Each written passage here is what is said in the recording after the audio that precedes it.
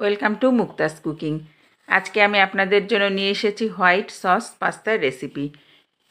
এখানে আমি 300 gram pasta, 1 teaspoon salt, 2 tablespoon oil দিয়ে বয়েল করে strain, 2 tablespoon butter, 1/4 cup chopped onion, 1/4 cup carrot fry করে নিয়ে, 1/4 cup chicken, 1/4 cup capsicum, 1/4 cup mushroom, half teaspoon salt, 2 tablespoon garlic, 1 teaspoon black pepper দিয়ে fry করে নেব।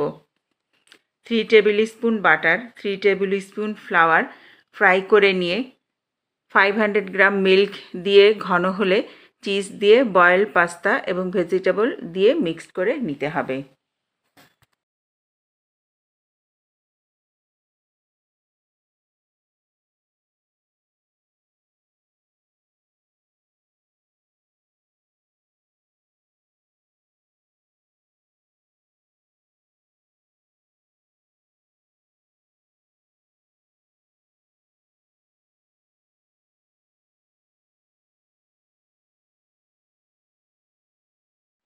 তৈরি হয়ে গেল মজার স্বাদের এবং হেলদি হোয়াইট সস পাস্তা।